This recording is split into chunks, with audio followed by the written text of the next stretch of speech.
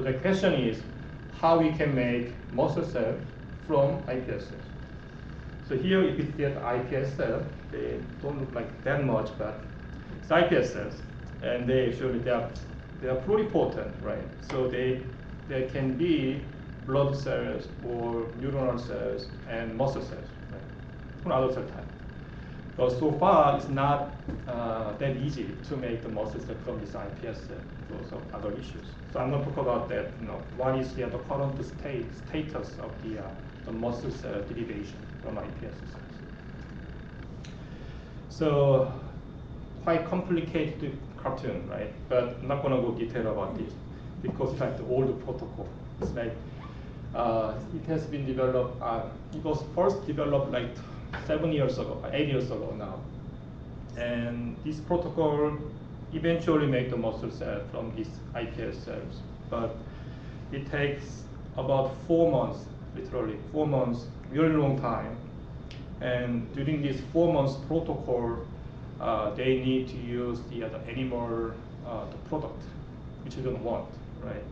And so that they are not not homogeneous, the cell type anyway. So this is kind of old protocol. You're not going to want to use this one. So in my laboratory, during last year, we tried to develop a new protocol to make muscle cells from iPS cells. It takes about 30 days, 25, 30 days. And we only use human or not even any the animal or the protein stuff. We just use chemical compound to coax iPS cell into the other muscle cells. Okay, and as you can see, there are myosin heavy chain expression. You can detect their markers for myogenin or myodis, right, the important markers of the muscle cell lineage. So we know this protocol is working right now. Okay. So that is the current stage, and I believe that it's kind of the other one of the newest the protocol in the world, I guess. Okay, so I'm going to summarize about what I discussed so far. So now we know how to make the muscle cells from human ES cell or iPS cells, right? And now we have FSHD patient-specific iPS cells. If we combine this together, we eventually make the FSHD patient-specific muscle cells. So in these cells, we can have more information about how that the disease is happening, and we might be able to find out therapeutic target in terms of the gene or other proteins. And we should be able to expand these FSHD specific muscle cells a lot, billions of cells. And like I said before, we should be able to use these cells for large scale of the other drug screen eventually. And I didn't show here, but we also use these FSHD iPS cells as the therapeutic window for the gene correction. So we know which gene is mismatched. We know how we can correct those particular gene sequence. So we can find a way to correct the mismatch in this iPS cell level, and we can expand. And after that, we can make the muscle cell out of, and can expand again. Then we might be able to start test any potential autologous cell transplantation, probably first in the mice. So that is what we can do, and probably what I'm going to do in the next several years. Okay, the last slide, summary. So again, iPS cell. So we can have biopsy from skin, from the patient. So you can have the skin biopsy, you can use the skin cells, you can manipulate this skin cell in the laboratory, and they become patient-specific iPS cells. And out of this, we can make muscle cells.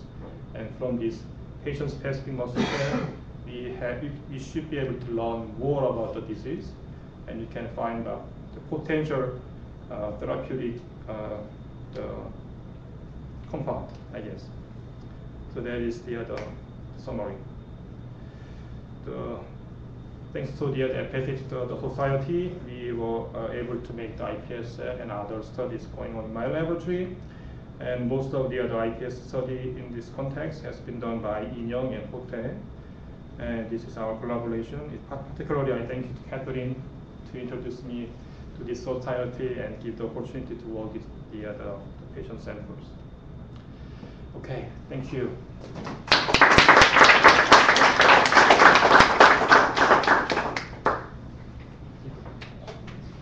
Question time? Yes, question time. I have lots of them, so. Let me start with the first question about iPS cells. Ever since 2007, there's been kind of an ongoing debate about how embryonic-like iPS cells are. What is your impression of where that debate stands? Is an iPS cell functionally equivalent to an embryonic stem cell, or? Yeah. So when they firstly made the iPS cell, they used the retroviral system. It's kind of technical term. Yep. When you use those virus, they left footprint in their genome, in the iPS patient the DNA. By simply leave that kind of footprint in their DNA, they can cause some bad effect. Can be oncogenic, can become the tumor cell eventually later, or other stuff. But now the technique is developed. Now even we can make the iPS cell with RNA virus, or even only RNA, or compound, or other stimulus. So technically, making the iPS cell is not that the problem anymore. Right. And the second question I mentioned, whether the question is iPS cell is actually same as ES cells, right? So then my answer can be, I think it's equivalent in terms of their pluripotency, marker expression, or other issues. But more important question, more pressing question is whether iPS cell can become neural cell or muscle cell, right? Right. The differentiation. Yeah, right, exactly. So the question is, in terms of that question, I think we can say iPS is the same as ES cells. So there is not a problem right now, as long as we have the good protocol. Okay. Then third question what is actually the iPS is still safe? So that can be a question, because I just show you all the good things about the iPS. Of course, there are some kind of bad thing, of course. But one of the important issue in the iPS cell is when you make the iPS cell from skin cells, there might be a chance to have new mismatch in DNA. So for that, you can actually screen them out when you have the iPS cell. So that issue can be solved, and not a big concern like the ethical issues in the cloning or so. In terms of that, I think iPS cell is the way to go, and it can give us a lot of different opportunities for the patients. Thank you. Let others. Yes. In the last week or so, there was a publication of a new method for making stem cells. 3 days ago. STAP. Yeah. Yeah. Wow. Okay. All right. How does that? Are you going to be exploring that option as well as the methods that you have for currently making stem cells? So question is whether making the iPS cell. I mean, there are new the technique actually came out 3 days ago in Nature, 3 days ago. So before, when you make the iPS cell, we just put several genes in the skin cell to make the iPS cells. But the new protocol came 3 days ago. Is you can just simply expose those skin cells to the acidic condition for 30 minutes. Then those cells become iPS-like cells. So it has been done in mouse cells so far. not human cells. And it seems really like great and like, you know, like alchemy stuff, but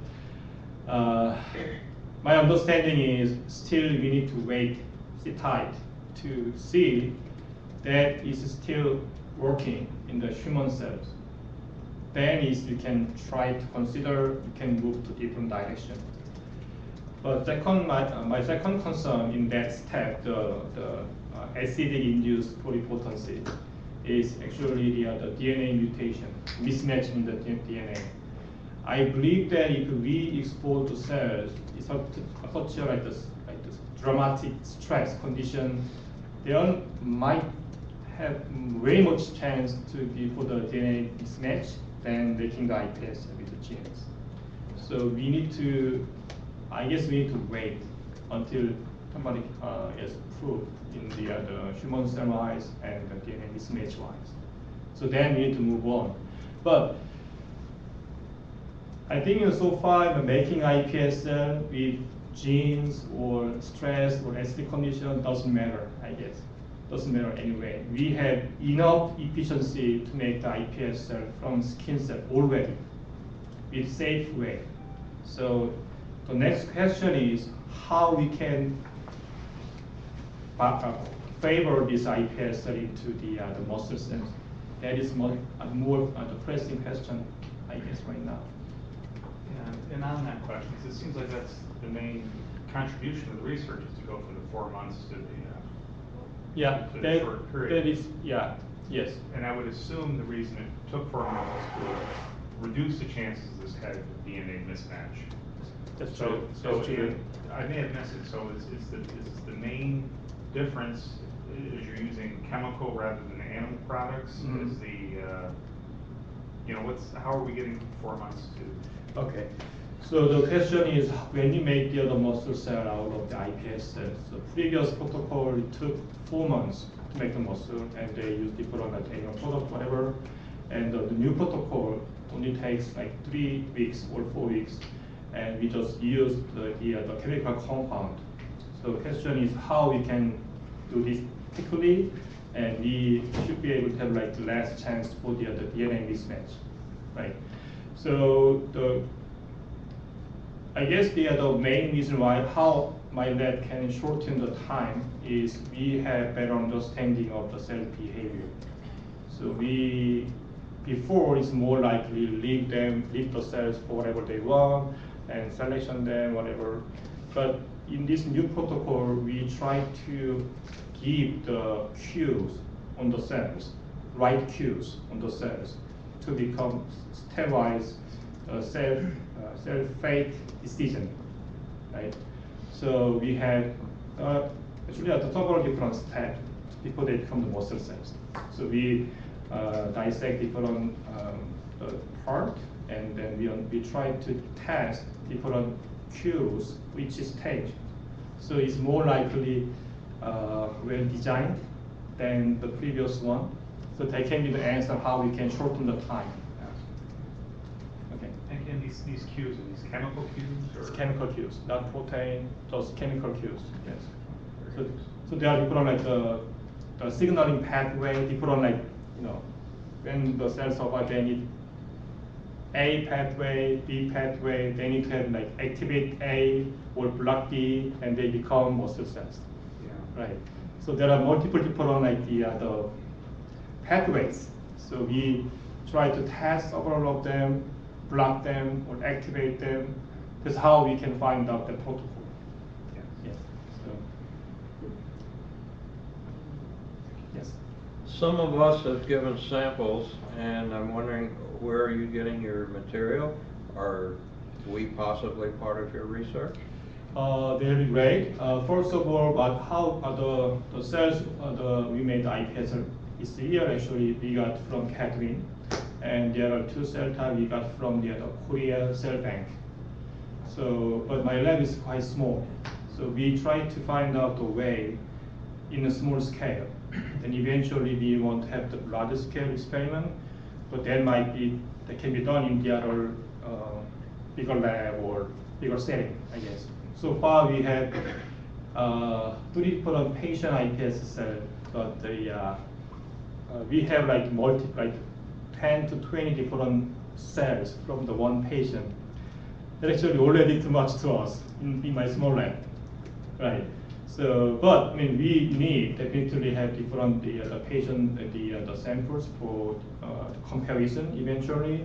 So probably we can discuss that later. Could I add to that? Yes. So many people here, including you, had contributed muscle that was deposited in the FSH Wellstone Biobank, and that's so there are approximately 45 families now have contributed to that, and that's been really a huge benefit to the research community. And Dr. Lee used one of those families, or cells from one of those families. As he mentioned, it was family number 5, and he used cells from an unaffected family member and an affected FSH family member. And if he needs more families, cells of FSH families, then those are available to him, and they're also available to lots of other researchers across the country, and now it's really been opened up. So it was a huge contribution from the FSH community, and we're continuing to. In fact, just this past week, a mother of 2 girls with FSH participated in this, and it's really been a wonderful contribution. It's really moved things forward. So are you still looking for patients? We are. You know what? The type of family we're looking at now, because we have many families, 45. So now we've narrowed it just a little bit to sort of round out what we have already. What we're really looking for now are families who are non-Caucasian. We've got a lot of Caucasian families, but we have very few of ethnic minorities, and that can tell us a lot. So sometimes researchers make hypotheses based on one ethnic group, and then they find out when they generalize it, oh, that's no longer true. So we're looking for people who are non-Caucasian, or families who are non-Caucasian, and we're also looking for families in which there's a big difference in the severity of the disease. So if there's one family member who has severe disease and another family member with FSH, or the FSH gene that is not severely affected, or may even not be affected at all, we sometimes find that can tell us a lot too. So those are the groups that we're really trying to recruit right now. Are you looking for subject groups in the same generation? That's very helpful, but isn't required. So we've had parents and children, and we've also had siblings. I don't want to steal your. So my next question is really, where does this go next? So if you can sort of proceduralize the differentiation into muscle cell, is the hope that we could then culture a range of that muscle cell and sort of test it and see whether we can coax any of it to express or present the FSH characteristics, or where do you sort of hope to go next once you're able to do this culturing? Right. So probably next several months, my lab needs to optimize our protocol in terms of how we can purify or isolate those muscle cells, then non-muscle cells in our culture. So that can be the first thing we need to do. It can be done in several months, I believe. And afterward, we need to move on to the FSH iPS cells. Right now, we are using just healthy donor cells, right? First, we develop the protocol, like the platform, then we can use patient iPS cell on that platform, then we should be able to generate the patient cells. So that can be like next 8 or 10 months story. So afterward, then depending on the situation, then we might be able to pursue other directions. question. Is there a difference when your protocol has, matured? Is the idea that the muscle cells would initially be useful for folks who maybe had suffered, muscle damage, lacerations, burns, things like that, and then muscle diseases would is this kind of what you're saying? Something Right. So probably we need to characterize our muscle cell in the large, the scale of the studies. For example, like you mentioned, so our muscle cell, they express muscle markers, right? But we are not sure whether those cells behave as muscle stem cell after transplantation. So first of all, we need to characterize it in culture, and eventually we need to transplant those muscle cells into the chick embryo or mouse embryo or mouse. Then later on, once they become a part of their muscle system, then we need to injure the mice to see whether transplanted muscle cells can behave as host muscle stem cell. They need to participate muscle recover, right? So then you can say eventually these cells are worse to be transplanted to the patient later on. So it's like we just have muscle cell with markers. So there are many steps you need to pass for the real benefit. Yes. Are there any questions on the line? Let's see. You can actually see them right here Oh, if you want to yes. look and see if there are any questions or comments you'd like to reply to. I'd appreciate if you repeat, sort of summarize what you're going to speak to. This is from my talk. Yeah. The from ID is from the question or comment from the patient. Yeah. Or from those who are watching. Yeah, I'm scanning through. Okay. But take another question while we're. So I guess Yes. another question I would have then is, really this whole iPS cell regime is moving exceptionally fast, right? I mean, it's only been 5 years since, well, I guess it's been more than 5, hasn't it? It's 2014. But yeah. But it is, Well, in yes. terms of sort of health developments, it is moving really, really quickly. Mhm. How do you sort of see the whole era of stem cell work moving? It seems to me that iPS cells really are gaining hold as a very valuable way of doing stem cell work. Right. I mean, really, are we on the cusp of a real explosion in Right, this work, right. or has it already exploded? Where are we overall in sort of the genesis of working with creating stem cells essentially just from Sure. our own Right. cells? So I guess that the stem cells in biology field, and it's quite different than the cell phone genes. So if you make the new cell phone, you just sell it, right? Then it's not going to cause any health issue of the user. But if you think about the stem cells, then it probably one of the most the most likely the most important application can be the transplantation of the stem cell to patient. But we are not sure about that yet, right? So those cells need to be in our body for decades. So before we commercialize or really industrialize the stem cell field for the transplantation wise, it's going to take a lot of time, 10 years, 20 years, just to make sure they are safe. But there are the other applications than transplantation with the stem cells.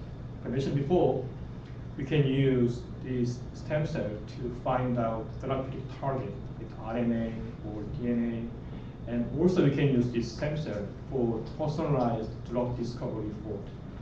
So then we can find out a better drug, because current drug business, they just screen rat cell or mouse cell, not even human cells. So even if we can use patient-specific cell type, not rodent cells, we should be able to have better chance to find out better drug, I guess. So that is the other direction for the stem cell in the next 5 or 10 years. That's going to be coming very soon, and I think that is very realistic. But again, the question for the transplantation is probably, I'm not sure, might not be even safe at all, or it can be safe, but we can find out probably 20 years later. Then we can probably start the business. then we'll get as well. So I guess the drug discovery in the stem cell field is really promising. Probably gonna explode, I don't know, like 5 or 10 years. But other than that, I'm not sure yet. We have a question online from the mother of a patient who wants to know how can he participate in studies like this? So I believe this is the same question and Kathleen answered before. So I understand that Kathleen Wagner may have if any person or family wants to participate in clinical studies in FSH, they could either contact me, and I don't have my number up, but I will say it out now is 443-923-9525, or the FSH Society. Can they also contact you? Certainly. And for studies across the United States and also in many other countries, they're posted on clinicaltrials.gov, and that's a really good thing to scan every few months to see whether there is a study that you're interested in participating in and that you might qualify for. That clinicaltrials.gov would give the criteria for participating in a clinical study. And there is also the National FSH Registry, which I would encourage everyone to participate in. That is run out of the University of Rochester, and you would inquire with the National Registry, which you could find online, and they would send you a packet. You would fill out information about yourself. You would ask your doctor, your neurologist to fill out information, and then they would hopefully alert you to studies that you would qualify for. So I think there are multiple ways in which you can be informed and be connected through me, through the FSH Society, through the National Registry, and then through your own surveillance of clinicaltrials.gov.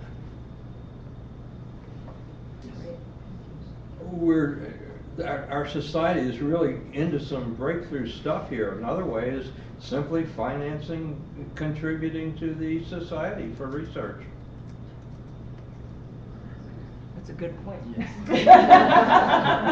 All it takes is money. June couldn't have said it better herself. Yes. Please.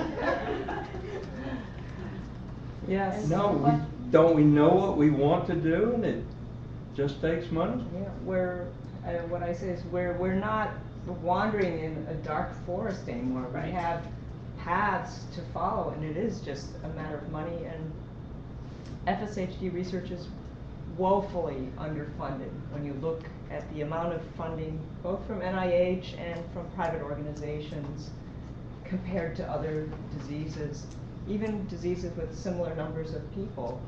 It's not even 1/100th.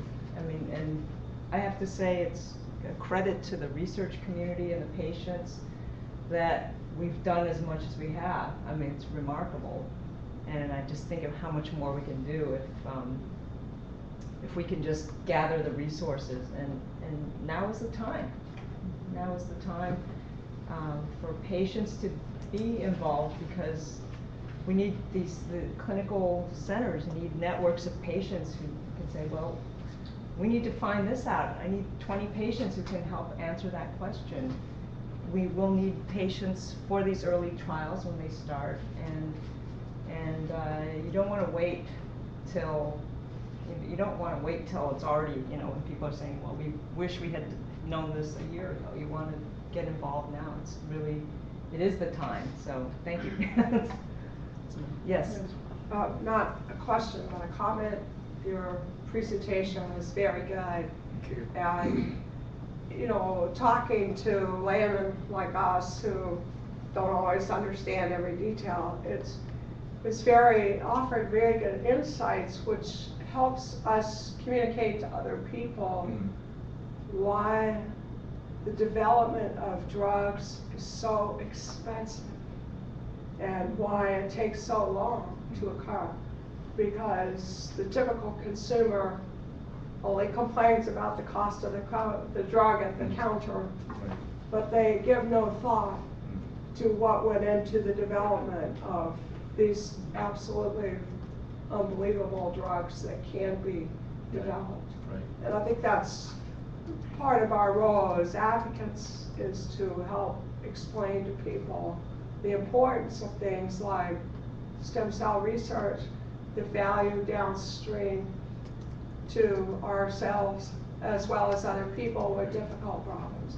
It's not magic, it's science, and it takes a long time to develop it. So it's a very good message for us to carry. Thank you. There's a question back here. Yeah, I just wanted to follow on June's comment about how underfunded FSHD is relative to other diseases, and I'm always curious to know kind of what is on the spectrum of diseases, what are comparable, I would say peer diseases, but what are those other diseases that are getting more funding? And I think it might help us as a community think about advocacy. And it seems to me the piece that maybe I'm not aware of is just really that legislative advocacy and going to, I know, for example, juvenile diabetes and other, or like they have days where they send children to Congress and they have a children's Congress and they meet with their legislators, and it seems to me if FSHD is able to mobilize the forces that way, you get much more, you make more of a squeak, the wheel hits the oil. But I'm just curious to know what are the other diseases that you kind of track in terms of well, I think myotonic dystrophy is one. Duchenne. So it's as prominent as Duchenne's? It's No. It's one? No. Okay. But if I could add another one, I like to use the comparison of ALS in terms of the number of people affected in this country, and all of these disorders are near and dear to my heart. Right. They really are. And I mean, we need cures for myotonic muscular dystrophy and Duchenne and ALS and FSH.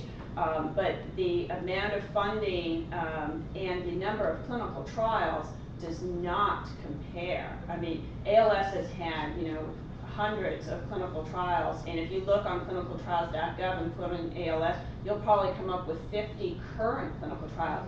If you put in FSH, you will find 0 drug trials in FSH right now. And some of it is advocacy, some of it is awareness. People, as you know, don't know what FSH is. And I think your average person on the street actually knows what ALS is or Lou Gehrig's disease is, and they don't know what FSH They're is. going to have a Super Bowl ad tomorrow. I know the fundraiser for the Packard Center. Right. Well, but that's, so, if Gabsang's job is to, be under the hood in the laboratory culturing his cells, I think that's your job. I don't disagree. You got to educate that's people. That's a really powerful comparison. Right, and Gabsang can't do everything, but people with FSH can educate, and then the other problem is that definitely the rich get richer. So that the FSH Society talks to pharmaceutical companies all the time about, this is our disease, this is why it would be such a good disease to run a clinical trial in. Using the example of the MOD29 trial, where the FSH community could not have been more responsive, was there, lined up at the door, ready to participate, really galvanized the forces. And but the problem is that when pharmaceutical companies look at what disease do they want to go into, they say, well, we know how, the community knows how to run a trial in ALS. knows how to run a trial in Duchenne, but there's so little experience in FSH. Do we really know how to run a trial? And so the rich get richer for sure, and that is really a current problem with FSH. June, I know that you ran some of the public announcements, well, FSH Society. How did that help with the awareness? Was there any type of feedback from that? And how can we bring that to more life? Because like, I was in Tennessee at Christmas time, and MDA had one of their commercials, which they're moving more and more to doing the commercials. So how did that go, and how can we maybe do more of those? So at the end of last year, fourth quarter, we did a small launch in 9 metropolitan areas of public service announcement about FSHD. And we want to, it's a little hard to gauge, it's not like suddenly like one airs and next day, you get a flood of calls. So I need to, but it was aired about 1,100 times, which is pretty good because you're competing with hundreds and thousands of charities who want their PSAs aired. And we're evaluating, and we'll definitely do more this year, and we want to be, we'll have time now to develop PSAs that really grab people a little more and really communicate what, you have 30 seconds to, you can barely say the whole name of the disease in 30 seconds. That's a challenge, but we have to, communicate what it is and what it looks like and why there's a need, and you've got 30 seconds to do it. So it's but once we put them out, I think I'd like to get them out to larger markets, and then where the patients can really help is to contact the TV station. Just a letter. We created a kit that with letters already written. We just can personalize and say, we'd like you to show this. It matters to us. We have a community here that needs, we need people to know about this disease. So that's how you can help, and we make it as easy as we, you can just print out the letter with your name on it and pop it in the mail, or call the station, and just even a few calls like that can make the difference. So keep an eye out. We'll let you know about these campaigns. Don, do you have any more questions online? I don't know if there are any more online. We do. We have a question online from Ben 468. I think he read the paper about the mouse xenograft from Dr. Wagner's lab.